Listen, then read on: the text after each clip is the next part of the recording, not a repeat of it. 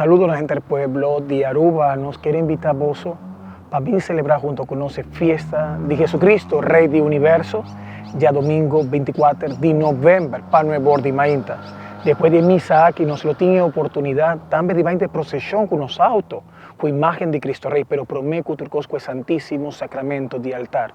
para nos por reconocer, la gente del pueblo, la gente del mundo, con nuestra honra a Jesucristo como nos Rey. Está nos Rey y Señor de nos vida. Pues nos quiere invitar a vos para venir celebrar junto con nosotros fiesta bonita aquí y el inicio también de año litúrgico nuevo, después de fiesta de Cristo Rey, y así nos preparar mejor para un Pascua de nacimiento feliz y contento. El parroquia también va a celebrar sus 70 años, que el otro año no está en la caminda, pues ese año aquí el programa salir con noticias aquí en la caminda pasa a celebrar sus 70 años, nos está preparando con diferentes actividades para sobre esa intención, nos queda una parroquia, un regalo, un recuerdo